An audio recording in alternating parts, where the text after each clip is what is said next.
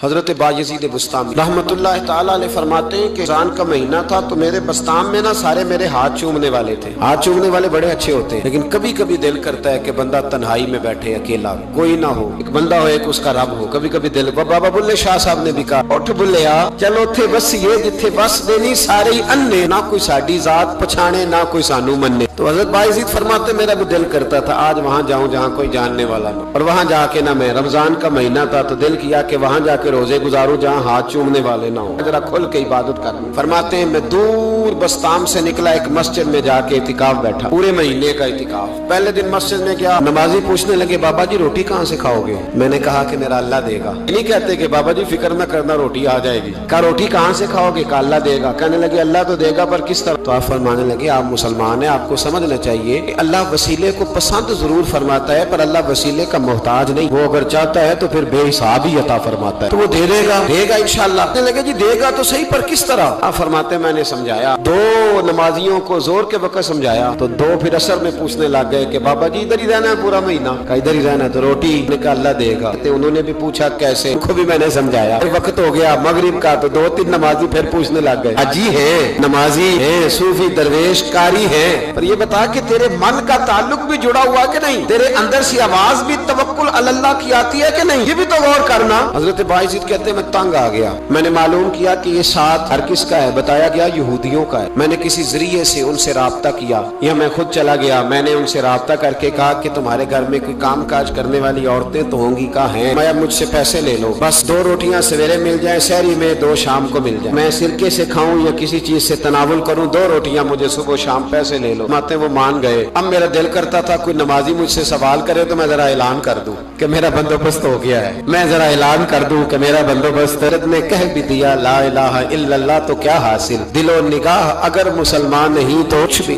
فرماتے میں ایک نمازی نے اثر میں پوچھ لیا کہ بابا روٹی، تو میں بول پڑا، میں انتظار میں تھا. میں بولا، میں نے کہا نمازیوں، حاجیوں، درویشوں، رمضان کے روزے رکھنے والوں، صائم الدہر قائم اللیل لوگوں، یہ ساتھ میرے پڑوس میں مسجد کے یہودی ہیں، میں نے پیسے چکا دیے ہیں، 2 روٹیاں سویرے 2 شام مل جائیں. میں نے اعلان کیا تو نمازی چپ کر گئے. اب 3 دن بیت گئے، کسی نے پوچھا ہی نہیں. اللہ، کسی نے پوچھا نہیں روٹی کہاں سے آئے. حضرت بایزید فرماتے ہیں فجر کا وقت تھا، سر سجدے میں رکھ کے میں کھول کے رویا اور نماز پڑھ کے میں نے نمازیوں سے کہا او نمازیوں آؤ دوبارہ سے کلمہ پڑھے، آؤ پھر سے کہیں لا الہ الا اللہ، آؤ پھر سے کلمہ پڑھے. کہتے نمازی کہنے لگے تو کون ہوتا ہے ہمیں دوبارہ کلمہ پڑھانے والا؟ انہیں کہا یارو کس طرح کے مسلمان ہو کہ میں روز کہتا رہا اللہ دے گا، تم کہتے تھے کیسے دے گا، اور جب میں نے کہا 2 روٹیاں یہودی دے دیں گے تو تم خاموش ہو گئے ہو. مجھے بتاؤ جن لوگوں کا یہودیوں پہ توکل مضبوط ہو اور رب پہ توکل کمزور ہو انہیں دوبارہ کلمہ پڑھنا چاہیے کہ نہیں پڑھنا چاہیے؟ انہیں دوبارہ اللہ تبارک و تعالیٰ کی توحید کی شہادت دینی چاہیے کہ نہیں دینی چاہیے؟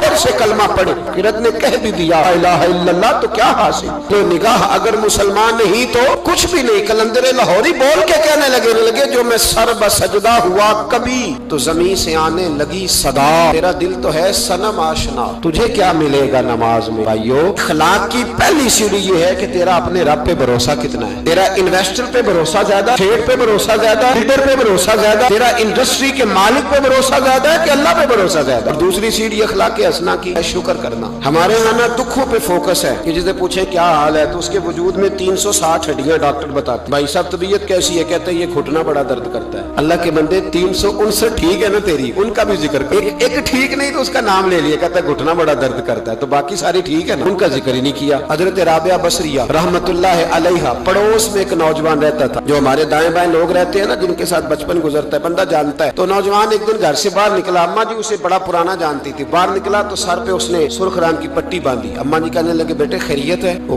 گھر پرانی جو مائیں ہوتی تھی نا وہ جانتی تھی بچہ کس کا ہے، والد کا نام کیا ہے، دادا، بیٹا خیر ہے؟ اماں جی سر میں درد ہو رہی تھی شدید تو پٹی باندھ لی. تو اماں کہنے لگی بیٹے عمر کتنی ہو گئی؟ لگا 35-40 سال. بیٹے 35-40 سال میں کبھی درد تو نہیں ہوا؟ کہ نہیں. اماں جی فرمانے لگے 40 سال اللہ نے صحت دی، تو نے شکر کی ایک پٹی بھی نہیں باندھی، اور آج درد ہوا ہے تو شکوے کی پٹی فوراً ہی باندھ لی ہے تاکہ سارے زمانے کو بتاتا پھرے کہ بڑی درد ہے بڑی درد ہے. 40 سال میں کوئی شکر کی پٹی بھی باندھنی، پتہ چلتا کہ تجھے اللہ تعالیٰ کا شکر بھی تیرے پاس. حضرت حضرت جناب عیسیٰ علی نبینا علیہ گزر رہے تھے، ایک شخص زمین پہ لیٹا، اس شخص کی دونوں آنکھیں بھی کوئی نہیں، دونوں پیر بھی نہیں اور دونوں ہاتھ بھی نہیں، لوگ اس کے گرد کھڑے ہیں اور بندہ پتہ کیا کہہ رہا ہے، یا اللہ تیرا شکر، یا اللہ تیرا شکر ہے مالک، الحمدللہ علی کل حال، تیرا شکر شکر۔ لوگ بڑے حیران دیکھ رہے تھے تو جناب عیسیٰ علیہ السلام نے پوچھا کس بات پہ حیران ہو؟ کہا حضرت جی حیران ہے کہ بندے کی آنکھیں بھی کوئی نہیں، دونوں ہاتھ کوئی نہیں، دونوں پیر کوئی، ذرا غور کرنا، جس کی ایک انگلی کٹی ہوتی ہے ساری توجہ اسی پہ رکھتا ہے، دونوں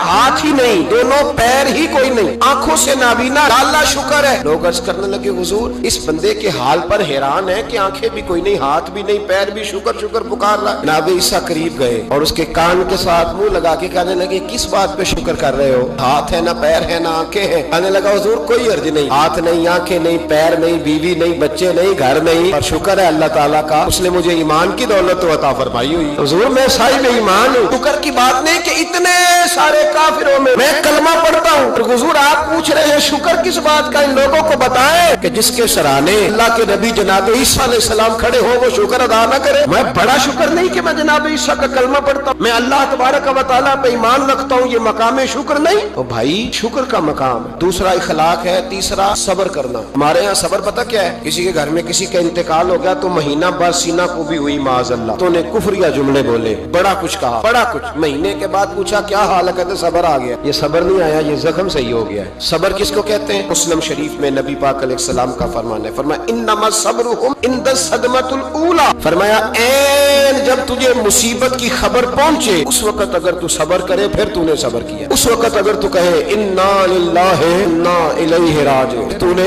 پھر تو صابر ہے۔ اگر 1.5 مہینے کے بعد 6 مہینے کے بعد صبر نہیں آیا پھر تو زخم صحیح ہو، پھر تو آنسو خشک ہو گئے۔ صبر این مصیبت کے وقت، این جب مصیبت آئے تو صبر کرنے کا نام صبر ہے۔ اندر حوصلہ پیدا کریں، صبر پیدا کریں۔ ہم نے جو اللہ سے نعمتیں لی ہے وہ پیسے جمع کرا کے نہیں لی معاذ اللہ، اس نے اپنے فضل سے دی ہے، اور جب چاہتا ہے اپنے کرم سے واپس بھی لیتا ہے۔ اپنی زندگی میں حوصلہ پیدا کریں۔ اور ایک بات اور، صوفیاء کرام، اولیاء کرام یہ فرماتے ہیں کہ دکھ انسان کو اللہ کے قریب کرتے ہیں۔ آپ کو نہ بھی سمجھ آئی تو جملہ بڑا مزیدار ہے، دکھ انسان کو اللہ کے قریب کرتے ہیں، سکھ بندے کو اللہ سے دور کرتے ہیں۔ یاد رکھنا جن کو دکھ کوئی نہیں نہ ہوتا تو بیت اللہ کے غلاف کو پکڑ کے بھی نہیں روتے، جو تڑپ رہے ہوتے ہیں نا، تڑپ رہے ہوتے ہیں، سسکیاں لے رہے ہوتے ہیں، ان کے قریب جا کے پوچھو بابا کیا مسئلہ ہے، تو کہتے ہیں بیٹی سسرال میں دکھی ہے، بیٹا جوان ہے پر بے اولاد ہے۔ دکھ ہے نا جن لوگوں کو، ان کے پاس درد ہے، ان کی آنکھوں میں آنسو ہے، لیکن جو سکھی ہیں ان کا ماحول، ان کے معاملات سخت ہو جاتے۔ حضرت ایوب علی نبینا علیہ السلام اللہ کے پیغمبر، اللہ نے بیٹے بھی دیے، بیٹ بھی دیے، بہت زیادہ جانور بھی دیے، بڑی دولت، بڑا کچھ، رب آزماتا بھی ہے، اس کا نظام ہے، جتنا کہ اس کے قریب ہوتا ہے اتنا ہی زیادہ آزماتا ہے۔ فرشتے عرض کرنے لگے مولا جناب ایوب، اللہ کریم نے فرمایا یہ میرا دوست ہے، ایوب میرا نبی ہے، میرا پیغمبر ہے، میرا دوست ہے۔ تو فرشتے عرض کرنے لگے مولا جو اس کو اتنا نواز دے اس نے دوست تو بننا ہی ہوتا ہے۔ ایک روایت میں 7 بیٹے، ایک میں 14 بیٹے، کھیت کھلیان باغ، بڑا کچھ، تو دوست تو بننا ہے۔ تو رب کریم نے فرمایا جاؤ ازما لو جا کے۔ کون کہہ رہا ہے؟ یاری تیری سونا تے ازمائشاں تیریاں اگ، اے سونا پرکھیا جاوندا ہی پہلو نال اگاں دے لادا ازما لو۔ تے آ گئے، دن میں سارے باغ اجڑ گئے، جل گئے کھیت۔ ایک دن لگا، بننے میں وقت لگتا ہے، اجڑنے میں وقت نہیں لگتا۔ ایک دن لگا تو جانور ایک بیماری سے سارے مر گئے۔ جناب ایوب گھر سے باہر نکلے، واپس آئے تو ساری اولاد کی لاشیں پڑی۔ بڑا مشکل مسئلہ ہے، لیکن زبان پہ ایک ہی لفظ ہے انا للہ انا الیہ راجعون۔ حضرت ایوب صبر سے، حوصلے سے، اطمینان سے۔ اس پر بس نہیں، اللہ کے نبی پیغمبر ہاں تو جو 5 نمازیں پڑھتا ہے وہ کہتا ہے مجھے بخار کیسے ہو گیا، حالانکہ میں نمازی ہوں، میں تو روزانہ صبح قرآن شریف کھولتا ہوں، پھر بھی حضرت جی میرے گھر کے اندر بیماری کا کیا لینا دینا۔ حضرت ایوب بیمار ہو گئے، 1 2 3 4 ہفتے، مہینے، سال نہیں، 16 سال بیت گئے بیمار، 16 سال بیت گئے، 16 سال۔ حضرت ایوب علیل ہے۔ ایک دن زوجہ قریب آئیں تو کہنے لگی آپ اللہ کے نبی ہیں، آپ جو بھی دعا کریں مالک قبول فرما لیتا ہے، دعا کریں آپ کو شفا دے دے۔ جناب ایوب فرمانے لگے ایک بات تو بتا، شفا کتنے دن رہی؟ کہنے لگی 60 سال۔ میں کھیت کھلیان، اولاد، مال دولت کتنا عرصہ رہا؟ کہا 60 سال۔ 60۔ آپ فرمانے لگے بیماری کو کتنے سال ہوئے؟ کہا 16 سال۔ فرمانے لگے ذرا مجھے تکلیفیں اور بیماریوں کو بھی 60 سال ہو لینے دے، پھر دعا بھی مانگ لوں گا۔ برابر تو ہو لے، یہ تو صرف 16 ہوئے، 60 ہو لیں دعا مانگ لوں۔ اور فرمانے لگے دعا مانگنی چاہیے پر میرے رب کو پتا ہے ایوب کس حال میں ہے، بس زبان پہ یہ لفظ آئے تو اللہ نے فرشتوں سے فرمایا تم نے جانچ لیا ہے لیبلوکم ایکم احسن عملا؟ چل گیا مولا، چل گیا۔ فرمایا جاؤ اب میرے بندے کو نواز دو، بس مالک بے نیاز ہے نا۔ بنجر زمینیں پھر سے آباد ہو، پھر سے جانور آ گئے، وہی لہر بہر ہو گئی، بیٹے بھی اللہ نے دے دیے، مال دولت जायदाद, हर चीज घर में बैठे शिफा भी हो गई। हजरत अय्यूब की ज़ौजा करीब बैठी है, सुखों के दिन आ गए, पूछने लगी अय्यूब एक मसला पूछना है। एक बात जहन में आई, इजाजत दे तो दरियाफ्त करूं? फरमाने लगे पूछो। तो ज़ौजा अर्ज करने लगी हुजूर बतलाइए दुख अच्छे के सुख, दुख अच्छे के सुख। तो जनाब अय्यूब फरमाने लगे दिन सारे अल्लाह के, दिन सारे अल्लाह, दुखी रखे तब भी मेहरबानी, सुखी रखे तब भी फजल उसी के है। पर अगर मेरे दिल का हाल पूछे ना तो दुख बड़े अच्छे थे, बड़े अच्छे थे वो दुख। कहा हुजूर दुख अच्छे थे? जनाब अय्यूब फरमाने लगे जब मैं बीमार था तो मेरा रब 24 घंटे में एक दफा मेरा हाल पूछा करता था। रब पूछता था अय्यूब तेरा क्या हाल है? रब पूछता था, खुदा खुद मीरे मजलिस बू, अल्लाह पूछता था। फरमाते 12 घंटे इस मजे में गुजर जाते थे कि मेरे रब ने मेरा हाल पूछा है। 12 घंटे इस कैफ में बीत जाते कि अल्लाह ने हाल पूछा। फरमाया अगले 12 घंटे में इंतजार करता रहता था कि रब दोबारा कब हाल पूछेगा। फरमाया 24 घंटे में एक दफा पूछता था। दो उम्र दराज मांग के लाए थे 4 दिन, 2 आरज़ू में कट गए तो इंतजार में। तो फरमाते हैं बस ये इस तरह हाल गुजर जाता था। फरमाने लगे शिफा तो हो गई, सेहत तो हो गई, खेत खलियान तो हो गए, पर अब मेरा रब मेरा हाल तो नहीं ना पूछता। सब्र करना सीखे, हौसला पैदा करें। छोटी छोटी बातों पे, छोटे छोटे मामलात पे रोने लगना और छोटी छोटी चीजों को आड़ बनाकर नाशुक्री कर, सब्र पैदा करें।